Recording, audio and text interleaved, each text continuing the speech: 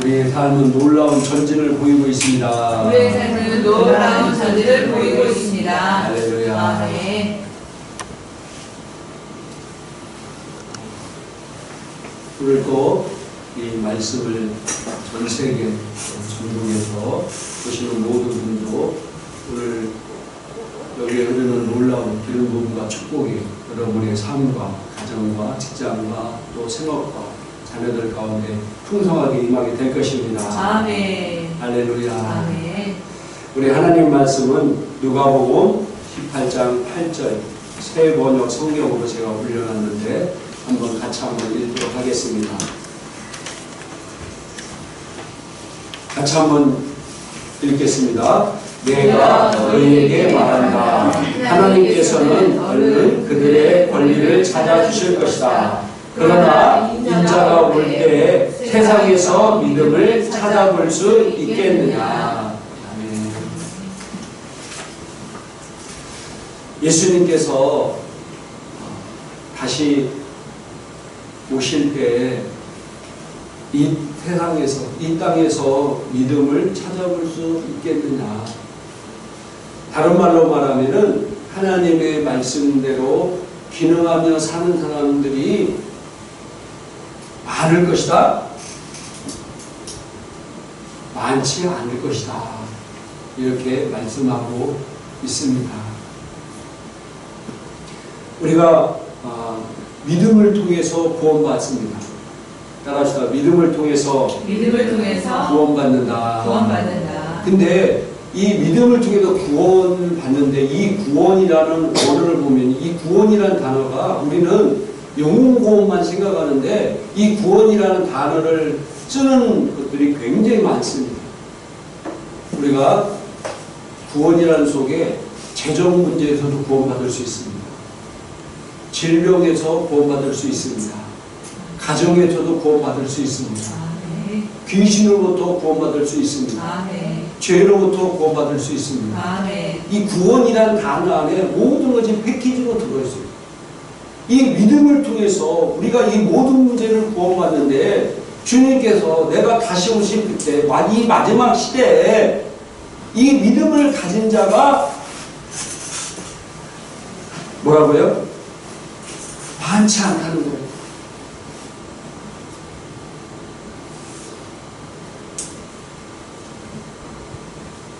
어떤 남자분이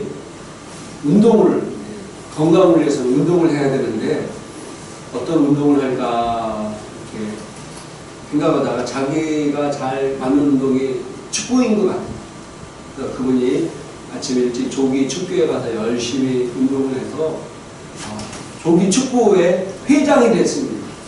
열심히 운동하는데 어느 날 이제 제가 아는 목사님 부부가 옷 차림 보니까 장례식장에 갔다 온 것 같아요. 그래서 제가 그 목사님에게 이렇게 물었습니다. 성도 중에 뭐 솔천한 분이 있으세요? 제가 물어봤더니 그게 아니라 이분도 축구를 좋아하시는데 자기 조기 축구 회장님이 심장마비로 돌아가셨다는 거예요. 그것도 조기에. 그분은 축구를 통해 자기 건강을 지키려고 아침 일찍 다녔는데 그게 그 몸에 무리가 된 거예요. 그래서 그분이 심장마비로 돌아가셨다는 겁니다. 자, 그렇다 해서 여러분에게 말씀드리는 건 건강을 위해서 운동하지 말라는 게 아닙니다. 건강을 위해서 운동을 해야 됩니다. 근데 그 사람도 자기가 건강하기 위해서는 운동을 해야 되고 자기 몸에 맞는 게 축구라고 생각해서 운동을 그렇게 믿었기 때문에 운동을 한 거잖아요. 그죠? 근데 그 사람에게 볼 때 결과적으로 그것이 옳지는 않은 거예요. 사실. 이 땅에 많은 사람들이 나름대로 믿음들이 있습니다. 그죠? 이 땅에 나름대로 많은 믿음들이 있어요. 몸이 약한 사람은 내가 뭘 먹어야 건강해질다는 거기서 그걸 열심히 또 찾아서 먹는 사람들이 있어요. 그죠? 건강 보조식품들 이런 것들. 그게 나쁘다는 게 아니라 그분이 그걸 찾아서 먹는 것은 그것을 먹으면은 내가 건강해질다는 믿음이 있기 때문에 먹는 거잖아요. 그죠? 심지어는 성경에 보니까 귀신들도 믿음이 있더라고요. 귀신들도 믿음이 있어요. 제가 성경 야고보서 2장 19절 찾았는데 한번 읽어보겠습니다. 내가 하나님은 한 분이신 줄을 믿느냐 잘 아는도다. 귀신들도 믿고 떠나느니라. 아멘. 귀신들도 이런 믿음이 있더라고요. 그렇다면 그 귀신이 가진 믿음이 그를 구원하겠습니까? 그건 전혀 아니지만은 귀신들도 나름대로 믿음이 있습니다. 이단들도요, 나름대로 믿음이 엄청나게 좋습니다. 그죠? 이단처럼 믿음이 좋은 사람은 없어요. 제가 보기에는. 근데 그 이단들의 믿음은 무슨 믿음입니까? 잘못된 믿음입니다. 잘못된 믿음. 이 땅에 많은 믿음들이 있지만은 그 믿음들은 진리가 아니기 때문에 어떻게 해야 합니까? 그것이 잘못된 정보일 수도 있고 그것이 더 자기에게 안 좋은 결과를 나타낼 수 있고 또 그것이 자기 자신을 더 망하는 길로 죽음의 길로 이끌 수 있다는 겁니다. 진리가 아니기 때문에. 그럼 우리 그리스도인들의 믿음의 기준은 그럼 어디에다 둬야 되겠습니까? 우리의 삶의 기준은 어디에다 들어야 되겠어요? 우리의 믿음의 기준은요, 삶의 기준은 바로 하나님의 말씀입니다. 그 말씀은 진리입니다.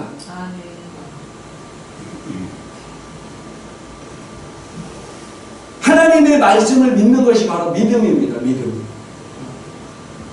그러나 사단은요, 그 말씀을 변개시킵니다.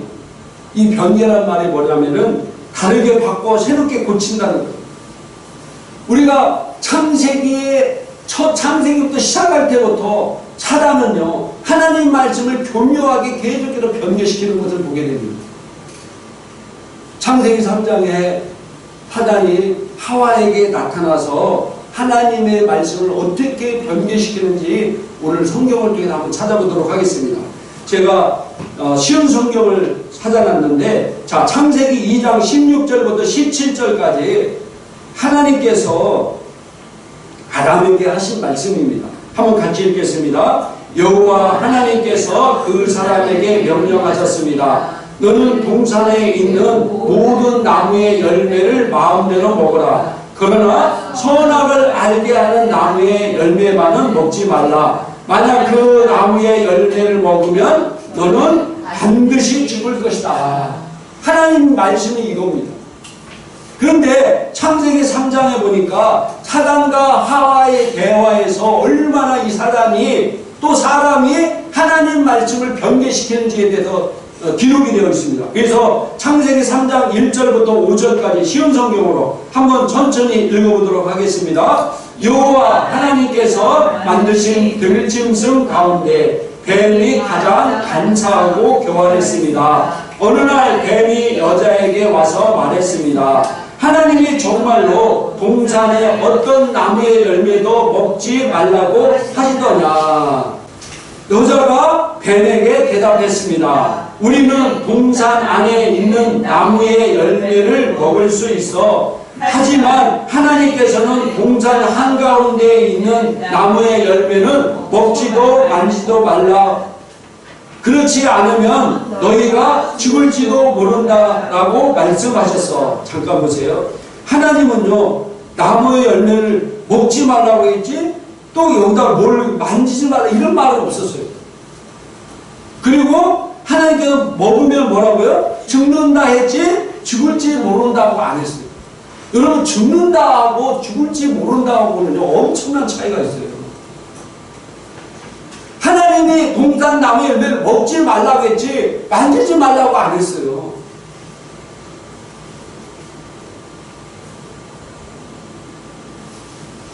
군대 갔다 온 사람은 그거 알죠? 보통 총의 유효 사거리가 한 1000m에서 3000m 정도 됩니다. 근데 제일 처음에 총을 딱 쏠 때 1mm, 우리 눈에도 보이지 않는 1mm 차이가 차이나게 쏘잖아요. 그러면은 1000m, 3000m 가면은 간격이 5m에서 10m 나와요. 사람을 맞출 수가 없어요. 타겟을 맞출 수가 없어요. 말씀도 그렇습니다. 말씀도 하나님 말씀은 1.1의 변함없는 그 말씀이 타격을 맞추는 거지 여기다 뭘 자꾸 섞고 변화시키면요 그 말씀을 이렇게 변개시키는 겁니다. 자, 그 다음에 읽겠습니다. 그러자 뱀이 여자에게 말했습니다. 너희는 죽지 않아. 하나님은 너희가 그 나무 열매를 먹고 너희 눈이 밝아지면 선과 악을 알게 되어 너희가 하나님과 같이 될까봐 그렇게 말씀하신 거야. 아멘. 하나님 말씀은요 시대에 따라서 상황에 따라서 믿는 것이 하나님 믿음이 아닙니다. 많은 사람들이 하나님 말씀을 시대에 따라서 상황에 따라서 그 말씀을 자꾸 변개시키려고 합니다. 예를 들어서 남녀가 결혼하기 전까지 순결을 지키는 것이 하나님 말씀이라고 말하고 그것이 믿음이라고 말하면은 요즘 많은 그리스도인들이 목사님 요즘 어느 시대인데 그런 고리타분한 말씀을 하십니까? 이렇게 말합니다. 정말 그렇게 얘기합니다. 그럼 하나님 말씀은 그거에 대한 기준이 뭐라고 말씀하고 있습니까? 자, 히브리서 13장 4절 한번 읽어보도록 하겠습니다. 모든 사람은 결혼을 귀히 여기고 침소를 더럽히지 않게 하라. 음행하는 자들과 간음한 자들을 하나님이 심판하시리라. 아멘. 창세기 2장 24절에 이러므로 남자가 부모를 떠나 그 아내와 합하여 둘이 한 몸을 이룰지어다. 출애굽 20장 14절에 간음하지 말라고 했고요. 고린도전서 6장 15절부터 19절까지 너희 몸이 그리스도의 지체인 줄 알지 못하느냐? 내가 그리스도의 지체를 가지고 창녀의 지체를 만들겠느냐? 결코 그럴 수 없느니라. 창녀와 합하여 자는 그와 한 몸인 줄 알지 못하느냐? 일러주되 둘이 한 육체가 된다 하셨나니 주와 합하는 자는 한 영이라. 음행을 피해라. 사람이 범하는 죄마다 몸 밖에 있거니와 음행하는 자는 자기 몸의 죄를 범하느니라. 너희 몸은 너희가 하나님께로부터 받은 바 너희 가운데 계신 성령의 정인 줄을 알지 못하느냐? 너희는 너희 자신의 것이 아니니라. 이렇게 말씀하고 있습니다. 근데 요즘 많은 그리스도인조차도 하나님 말씀을 자꾸 이렇게 시대에 따라서 상황에 따라서 요즘 시대에 어떻게 그렇게 삽니까? 라고 자꾸 변개시킵니다. 시대에 따라서 말씀 기준이 달라집니다. 하나님의 말씀은 그 말씀대로 지킬 때 그 말씀이 역사하십니다. 그래서 마지막 때 믿는 자를 보겠느냐라고 이렇게 주님이 말씀하셨다는 사실입니다. 로마서 9장 33절 한번 같이 읽도록 하겠습니다. 기록된 바 보라 내가 걸림돌과 거치는 바위 위를 시온에 두노니 그를 믿는 자는 부끄러움을 당하지 아니하리라 함과 같으니라. 아멘. 우리가 하나님을 믿는 자는 부끄러움을 당하지 않는다. 할렐루야. 하나님이 누굽니까? 말씀이 곧 하나님이십니다. 하나님 말씀을 믿고 하나님 말씀대로 사는 사람은 부끄러움을 당하지 않는다. 그리고 요한복음 14장 12절에도 한번 읽겠습니다. 내가 진실로 진실로 너희에게 이르노니 나를 믿는 자는 내가 하는 일을 그도 할 것이요 또한 그보다 큰 일도 하리니 이는 내가 아버지께로 감이라. 아멘. 나를 믿는 자는 하나님 말씀을 믿는 자는 예수님이 이 땅에 하신 일도 할 것이고 또 나보다 더 큰 일을 할 것이다. 뭐 하는 자는요? 믿는 자는. 제가 이번 주에 치유학교에 여러분 기도해서 잘 다녀왔습니다. 거기서 그 커리알 브레이크 목사님이 간증을 듣고 제가 큰 도전을 받았는데요. 그분이 이탈리아의 작은 교회에 집회 초청을 받고 거기 가서 이제 집회를 하고 있는 중에 그 교회 목사님이 청년 하나를 위해서 지금 병원에 있는데 기도해 줄 수 있겠습니까? 이렇게 얘기를 해서 그 목사님 좋다고 제가 가서 기도해 주겠습니다. 해서 병원에 갔는데 그 청년은 머리에 총상을 입고 중환자실에서 뇌사 상태로 있었습니다. 그래서 그 목사님이 중환자실에 가니까 뭐 마스크도 써야 되고 이 가운도 다 쓰고 더구나 혼자밖에 못 들어가. 그래서 그 청년을 위해서 간절히 기도하고 나왔습니다. 나오자 그 교회 목사님과 그 가족이 그 목사님을 기다리고 있어요. 이렇게 물어요. 목사님, 하나님께서 그 청년에 대해서 뭐라고 얘기하고 있습니까? 그러자 그 목사님이 손을 얹은 즉 나으리라 하셨습니다. 그러니까 그 목사님, 아니 그 청년에게 하신 말씀이요, 그 목사님 손을 얹은 즉 나으리라 하셨다고. 아니 그건 하나님 말씀이고요, 그 청년에게 하신 말씀이 무슨 말씀이었어요? 살겠다고 했습니까? 죽겠다고 했습니까? 어떻게 된 겁니까? 그 목사님이 단호하게 손을 얹은 즉 나으리라 하셨습니다. 그 가족과 그 목사님은 이 블레이크 목사님을 통해서 뭔가를 듣고 싶은데 계속해서 모른다. 이 목사님이 다른 얘기하고 손을 얹은 즉 나으리라 하셨습니다. 그 얘기만 하니까 그 목사님이 이제 더 이상 묻지 않고 그 목사님이 숙소에 돌아왔다는 거예요. 숙소에 돌아와서 이제 집회 끝나 숙소에 돌아와 쉬고 있는데 오랜 시간이 흐른 후에 그 교회 목사님이 찾아와서 그 목사님한테 이렇게 얘기했다는 겁니다. 아까 목사님 기도했던 그 청년이 죽었다고 연락이 왔습니다. 그러면서 그 블레이크 목사님 얼굴을 쳐다보고 이분이 무슨 얘기를 할까. 그래서 그 블레이크 목사님이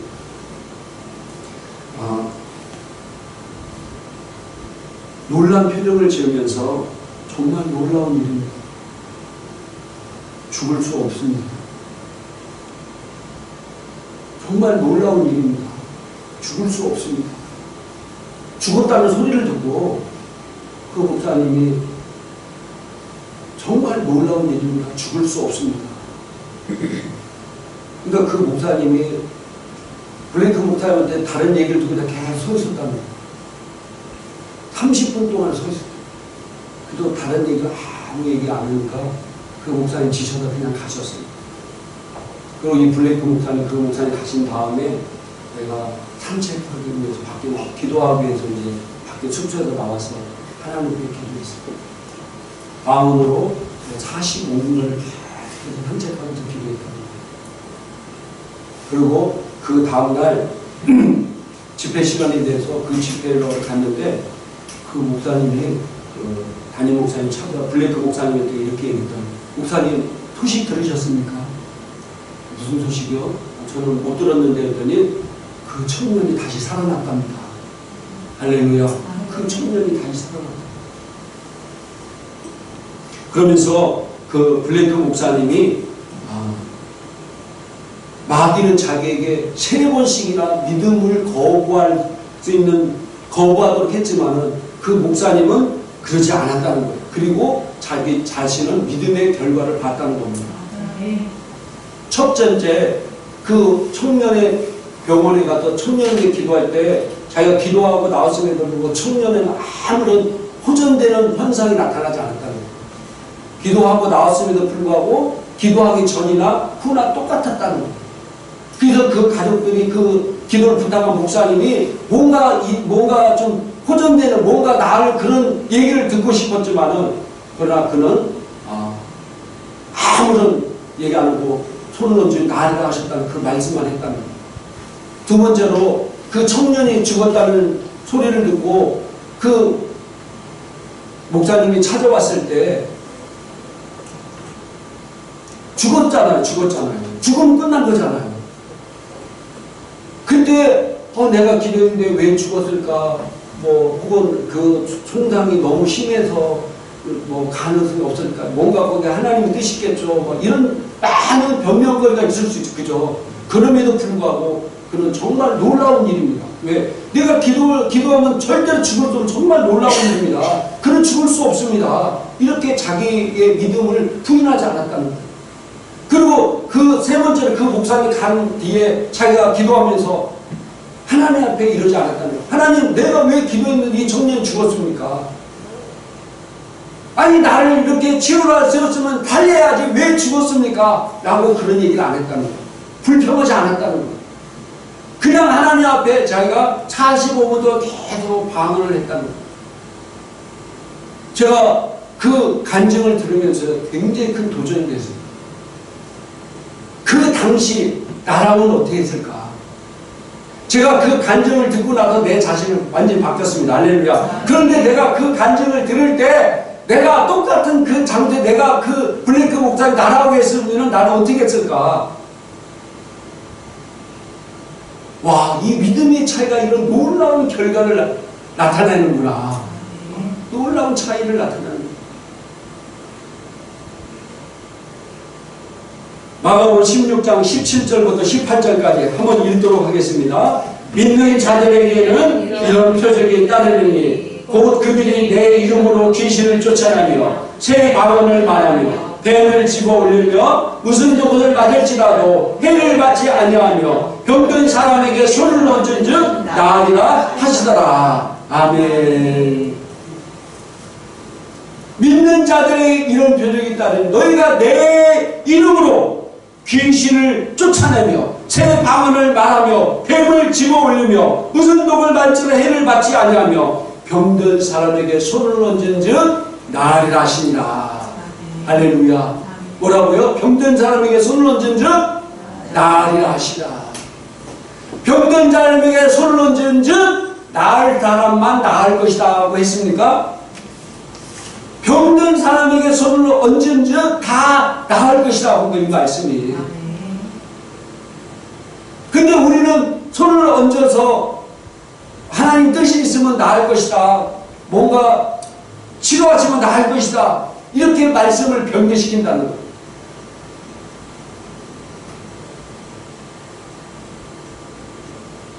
우리는 어떤 상황과 환경이 오더라도 믿음으로 하나님 말씀 믿고 나가야 됩니다. 그러면 그 결과를 보게 될 것입니다. 빌립보서 2장 9절부터 11절까지 한번 읽어보겠습니다. 이러므로 하나님이 그를 지극히 높여 모든 이름 위에 뛰어난 이름을 주사 하늘에 있는 자들과 땅에 있는 자들과 땅 아래에 있는 자들로 모든 무릎을 예수의 이름에 꿇게 하시고 모든 입으로 예수를 그리스도를 주라 시인하여 하나님 아버지께 영광을 돌리게 하셨느니라. 아멘. 제가 오늘 찬양을 우리 집사님 불러다 했는데, 야, 오늘 어떻게 내 설교 말씀과 이렇게 동일하게 이 찬양을 부를까? 너무 감격입니다. 감사합니다. 자, 오늘 성경 말씀이 굉장히 중요한 말씀입니다. 오늘 성경에 예수 이름을 모든 이름 위에 뛰어난 이름을 주사 하늘에 있는 자들과 땅에 있는 자들과 땅 아래에 있는 자들로 모든 무릎을 예수 이름에 꿇게 하시고 모든 이름 위에 뛰어난 이름을 주사 그 모든 이름을 예수 이름 앞에 뭐라고요? 무릎을 꿇게 하셨다는 거예요. 이 땅의 모든 것은 다 이름이 있습니다. 암도 이름이에요. 에이즈도 이름입니다. 돈도 이름이에요. 신경통도 이름입니다. 감기도 이름이고 쥐머거리도 이름이고 바이러스도 이름입니다. 그 모든 이름은 누구 앞에 무릎을 꿇어야 된다고요? 예수 이름 앞에 무릎을 꿇게 되었다는 사실입니다.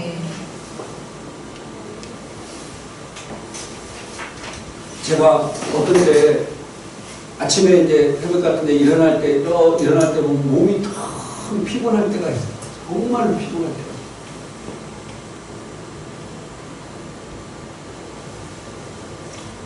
그때 무슨 생각이 딱 드느냐면요. 아, 몸이 너무 피곤하다.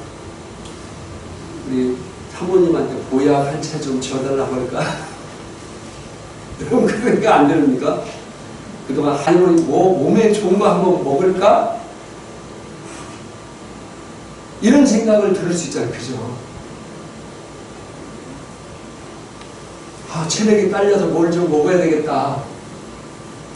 제가 건강식품이 나쁘다는 건 아니에요. 근데 그 생각이 들기 전에 내가 이 피로도 이름이잖아요. 피곤도 이름이잖아요. 이것을 내가 예수 이름으로 먼저 쫓을 생각을 내가 해봤냐?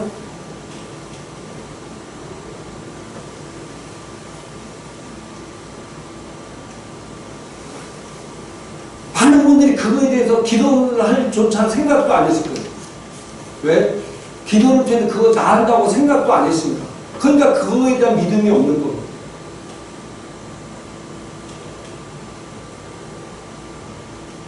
제가 이번 일주일간 여러분이 광고했듯이 치유학교에 갔다 왔습니다.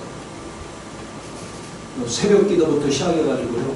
어제는 밤 11시 30분에 집에 왔어요. 어제는 토요일날 어제 밤에 밤 11시 반에 왔어요. 매일 강행 걸렸어요. 왜냐하면 저도 제 업무가 있기 때문에 제가 아침 일찍 가서 제 사무실 가서 제 업무를 보고 발송할 거 다 준비하고 가서 또 하루 종일 치유학교 참석하고 저녁 때는 또 사무실 가서 그날 주문 들어온 거 다 정리하고 택배 싸고 뭐하고 그러고 집에 오고 일주일 내내. 그리고 또 어제는 막 치유 기도를 하고 밤 11시 반 넘어서 집에 들어왔어요. 근데요, 정말로 하나도 안 피곤했어요. 제가 어제 밤 11시 반에 들어와서 우리 사모랑 같이 와, 우리가 이번 일주일 동안 정말로 막 몸을 풀가동했는데 왜 이렇게 하나도 안 피곤하지?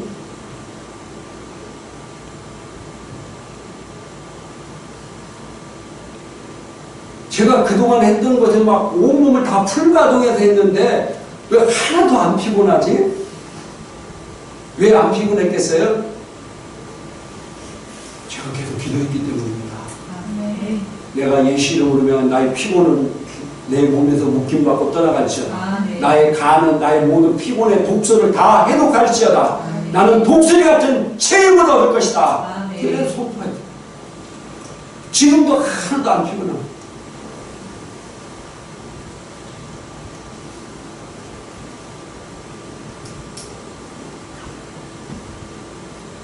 그러면서 제가 그런 마음이 들어요. 뭐야 또 필요하면 누구를 통해서 보내주겠지. 할렐루야. 그러니까 또 하나님이 내가 필요하다 생각하면 왜 이 땅의 모든 물질도 하나님 주신 거잖아요. 누가 필요하면 하나님께서 사람을 통해서 보내주시겠지. 여러분 평범하게 살다가 가시겠습니까? 여러분은 평범한 존재가 아닙니다. 따라합시다. 나는 평범한 존재가 아니다. 이미 여러분은 예수 그리스도를 영접한 순간 이미 여러분 평범한 존재이기를 아무리 평범한 존재를 살아도 평범한 존재가 아니게 됐어요. 베드로전서 2장 9절에 뭐라고 말씀하고 있습니다. 우리는 왕과 제사장님. 할렐루야. 여러분은 왕과 제사장님. 그 하나님의 영광을 위해서 부름받은 존재들입니다. 이미 여러분은 평범할 수가 없는 사람이에요.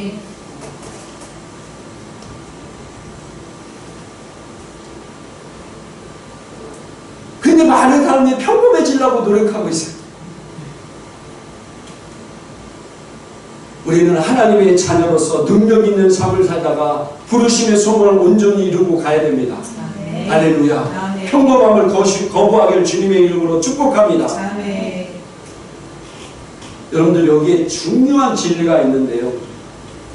여러분이 지금 살 때 믿음을 말만 하고 믿음으로 기능하지 않고 살면요, 여러분의 삶에 진짜 믿음이 필요한 순간이 찾아온다는 사실입니다. 잘 들으세요. 여러분은 지금 평범할 수 없는 삶을 사는 존재임에도 불구하고 많은 그리스도인들이 평범하게 살고 믿음 말은 하는데 믿음으로 기능하지 않고 살고 있어요. 그런 사람들은요, 반드시 진짜로 믿음이 필요한 순간이 찾아온다는 거예요. 그때 믿음이 없으면 그 사람은 정말 비참해지고요, 큰 고통을 당하게 된다는 사실입니다. 제가 다윗의 원리에 대해서 설명해 드리겠습니다. 자, 우리 성경 한번 찾아볼래요? 자, 여기 주보에 칸이 모자라서 안 넣었는데 성경 한번 찾아보세요. 사무엘상 17장 32절부터 하면, 이게 원래 사무엘 17장 전체를 다 읽어야 되는데 시간상 사무엘상 17장 32절부터 37절까지 한번 읽겠습니다. 다윗이 사울에게 말하되 그로 말미암아 사람이 낙담하지 말 것이라. 주의 종이 가서 저 블레셋 사람과 싸우리라 하니 사울이 다윗에게 이르되 내가 가서 저 블레셋 사람과 싸울 수 없으리니 너는 소년이요 그는 어려서부터 용사임이니라. 다윗이 사울에게 말하되 주의 종이 아버지 양을 지킬 때에 사자나 곰이 와서 양떼에서 새끼를 물어가면 내가 따라가서 그것을 치고 그 입에서 새끼를 건져내었고 그것이 일어나 나를 해하고자 하면 내가 그 시험을 잡고 그것을 쳐 죽였나이다. 주의 종이 사자와 곰도 쳤은즉 살아계시는 하나님의 군대를 모욕한 이 할례받지 않은 블레셋 사람이니까 그가 그 짐승의 하나와 같이 되리이다. 또 다윗이 이르되 여호와께서 나를 사자의 발톱과 곰의 발톱에서 건져내셨은즉 나를 이 블레셋 사람의 손에서도 건져내시리이다. 사울이 다윗에게 이르되 가라 여호와께서 너와 함께 계시기를 원하노라. 아멘. 이 내용 우리가 잘 아는 말씀입니다. 블레셋 사람들이 유다와 싸우고자 전쟁을 일으켰습니다. 사울왕과 이스라엘이 엘라 골짜기에서 블레셋과 대치하고 있었습니다. 그때 블레셋에서 골리앗이라는 장군이 나와서 싸움을 걸었는데 키는 3m. 키가 몇 미터라고요? 3m. 키가 3m고요. 노수로 만든 갑옷이요 196kg가 돼요. 그 갑옷을 입었는데 갑옷 무게가 얼마라고요? 196kg. 그리고 그 창날의 무게만 해도 한 24kg 정도 된다.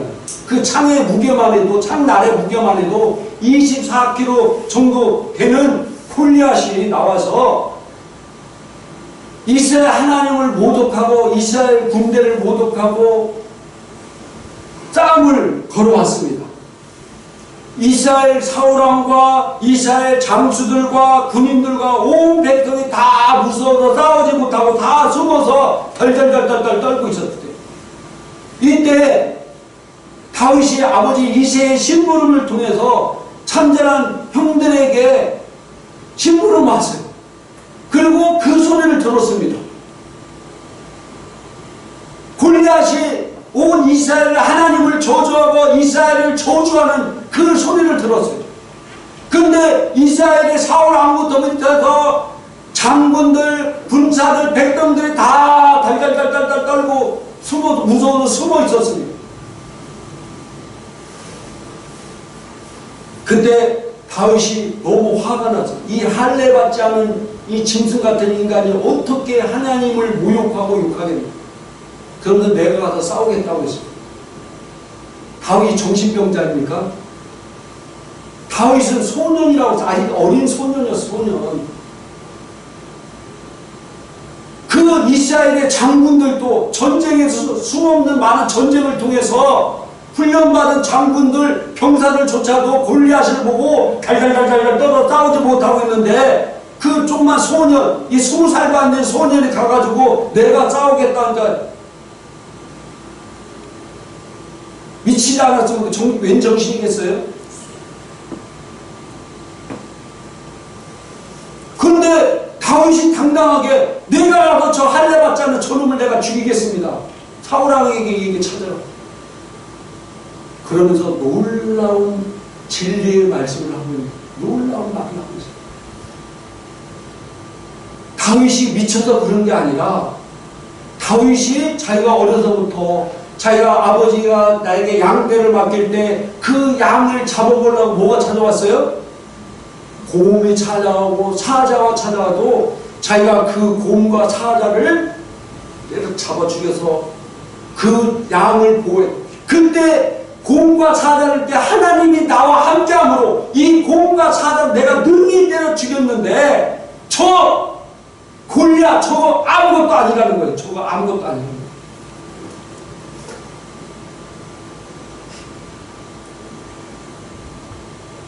내가 공과 사자와 싸울 때도 하나님이 나와 함께 하셔서 그를 능히 이기고 그를 죽여서 내 양을 지키고 그 입에서 내 양을 뺏어왔는데 저거 하나 내가 못 이기겠습니까? 평소에 이런 것을 경험하지 못한 사울왕과 장수들과 군사들과 백성들은요, 큰 골리앗 장군을 볼 때 모두 두려워하며 무서워 떨며, 그들이 뭐 했겠습니까? 하나님을 찾으면서 하나님 살려주세요, 우리나라를 지켜주세요, 보호해주세요, 이렇게 외쳤겠죠. 살려달라고 외쳤을 것입니다. 그러나 이미 다윗은요, 믿음을 통해서 경험한 적이 있었습니다. 믿음을 통해서 경험한 적이 있었기 때문에 사자도 곰도 죽이게 하신 하나님이 나와 함께 하시면은 아무리 큰 골리앗이라도 내가 죽일 수 있다는 확실한 믿음이 있었다는 사실입니다. 아멘. 할렐루야. 아멘. 여러분이 감기, 두통, 조만 이런 것 하나도 여러분이 믿음으로 기능하지 않으면요, 나중에 여러분에게 더 큰 어려움이 왔을 때 이와 같이 사람이 비참해질 수밖에 없어요.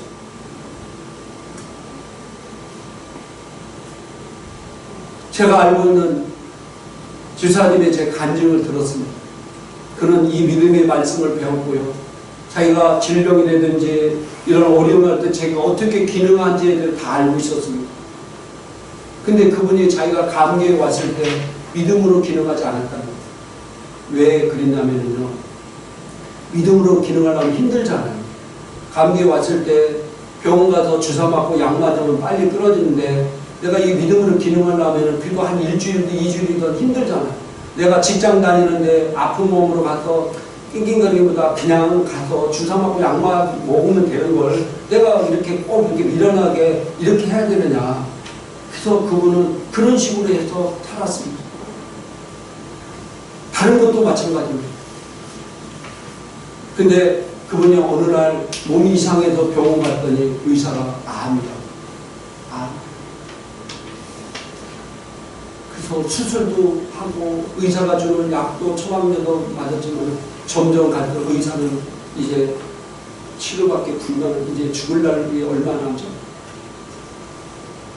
이 사람이 그때 믿음으로 막 기능하려고 했습니다.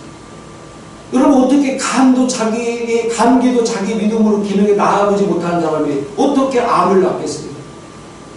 다윗이 사자와 곰을 쳐서 죽였었기 때문에, 그는 믿음의 경험이 있었기 때문에 골리앗도 아무것도 아니라고 죽일 수 있었습니다.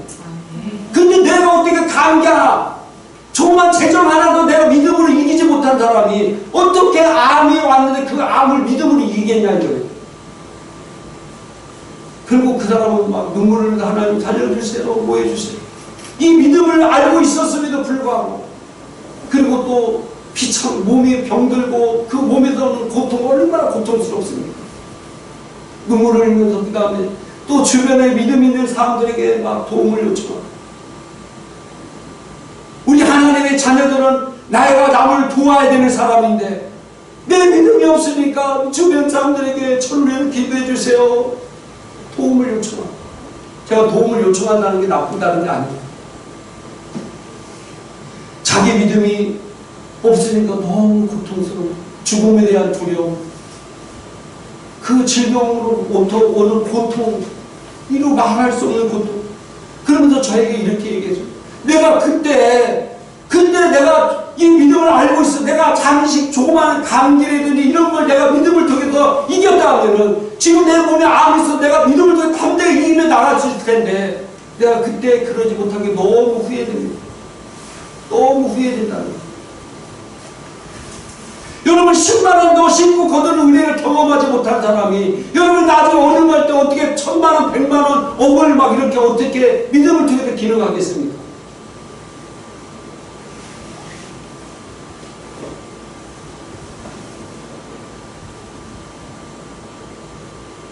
갈라디아서 3장 11절에 한번 읽어보겠습니다. 또 하나님 앞에서 아무도 율법으로 말미암아 의롭게 되지 못한 것이 분명하니 이는 의인은 믿음으로 살리라 하였습니다. 할렐루야. 의인은 뭘로 산다고요? 믿음으로 사는 겁니다. 고린도후서 5장 7절에도 이는 우리가 믿음으로 행하고 보는 것으로 행하지 아니하미로다. 우리가 믿음으로 행하고 보는 것으로 행하지 않. 여러분들 고린도후서 5장은 어떤 장입니까? 놀라운 5장 17절 우리가 잘 아는 누구든지 그리스도 안에 있으는 새로운 피조물이다. 이전 것은 지나갔으니 보라 새 것이 되었도다.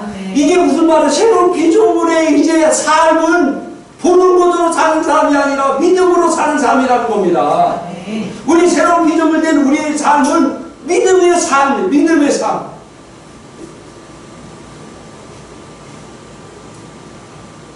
디모데전서 6장 12절 그래서 하나님은 우리에게 이렇게 말씀하고 있습니다. 믿음의 선한 싸움을 싸우라. 영생을 취하라. 이를 위하여 내가 부르심을 받았고 많은 증인 앞에서 선한 증언을 하였도다. 뭐라고요? 믿음의 선한 싸움을 싸우라. 할렐루야. 믿음의 선한 싸움을 싸우라는 거예요. 왜 선한 싸움입니까? 이미 예수님께서 우리를 위해서 십자가에 죽으시고 부활을 통해서 이루어 놓은 것들을 내가 믿음을 통해서 취하는 거기 때문에 선한 싸움입니다. 아멘.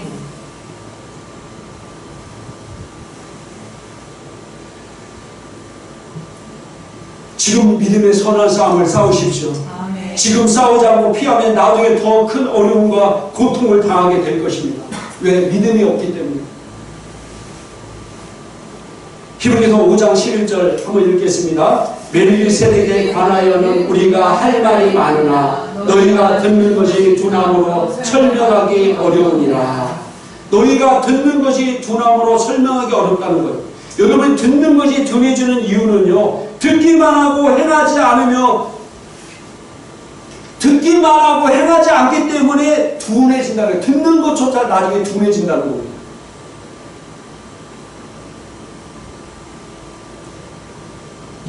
마태복음 17장 17절에 제가 한글 킹제임 성경을 옮겨놨는데 한번 읽겠습니다. 예수께서 대답하여 말씀하시기를 오 믿음이 없고 삐뚤어진 세대여 언제까지 내가 너희와 함께 있어야 하겠느냐 언제까지 내가 너희를 참아야 하겠느냐 그를 여기 내게로 데려오라 하고 하시니라. 아멘. 오늘 성경 내용은요 그 아버지가 간질 귀신 들린 소녀를 데리고 왔습니다. 여러분들 이 간질을 어디서부터 왔다고요? 귀신으로부터 온 간질입니다. 우리가 치유할 때 어떤 건 간질도 똑같은 간질에도 어떤 간질은 뇌에 문제가 있어서 간질이 오는 경우도 있어요. 또 어떤 경우는 정말로 오늘 성경 말씀대로 귀신 들려서 간질이 오는 경우도 있어요. 물론 모든 질병의 근원은 악마입니다. 귀신이 귀신. 근데 우리가 그걸 잘 구별해야 돼. 구별해야 돼. 근데 세상에서 믿는 사람도 그냥 다 귀신으로부터 온다고 생각하고 또 아니면 다 병원 가서 약 먹으라고. 여러분 귀신으로부터 온 간질은 아무리 약 먹어도 절대로 들 수가 없어요. 약이 귀신을 제어할 수 있습니까? 없어요. 그 육체를 잠재우고 막 육체를 뭘 수는 있어도 귀신에게 효과를 낼 수가 없어요. 말씀만이 귀신에게 효과를 낼 수 있습니다. 근데 들어왔는데 제자들이 기도했는데 못 쫓았어요. 예수님 기도하고 와서 그 아버지 얘기 들으니까 이런저런 이렇습니다. 근데 당시 제자들이 내 아이에 있는 이 질병을 치료하지 못했습니다 하고 보니까 예수님께서 오늘 하신 말씀입니다. 이 믿음이 없고 삐뚤어진 세대여 언제까지 내가 너희와 함께 하겠느냐 언제까지 내가 너희를 참아야 하겠느냐 이렇게 책망해서 만약 예수님이 그 질병을 제자들이 못 고칠 질병이라고 책망하지 않았을 거예요. 그죠? 못 고칠 질병인데 책망하겠어요? 예를 들어서 5살 먹은 애가 딸 20kg짜리 들어가는데 못 들었다고 여러분 부모가 그 자식을 책망하겠습니까? 5살짜리는 20kg짜리 쌀을 들을 수 없어요. 물론 헤라클라스 같은 애는 모를지 모르지만은. 근데 예수님께서 이렇게 책망한 것은 제자들이 그 능히 그 질병을 치료할 수 있음에도 불구하고 못했기 때문에 책망한 거예요. 믿음이 없었기 때문에 책망한 겁니다. 우리는 주님께서 믿음을 통해 능히 할 수 있는 삶이 있는데 여러분이 믿음으로 기능하지 못해서 그런 것을 고치지 못하고 해결하지 못하고 하나님이 주님이 여러분을 책망하십니다.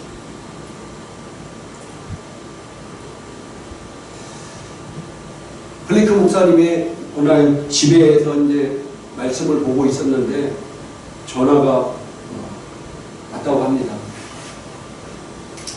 제가 어떤 청년이 막 전화가 와서 막 눈물을 흘리면서 목사님, 저희 어머니가 지금 갑자기 쓰러지셔서 병원에 있는데 죽어가고 있습니다. 살려주십시오.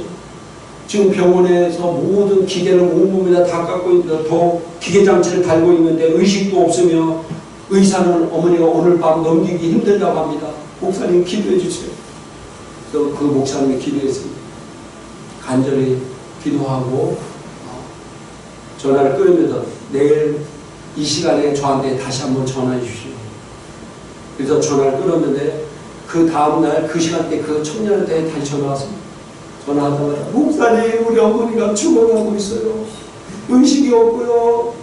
살 소망이 없습니다. 어제 목사님이 기도했는데 왜 아무런 효과가 없나요?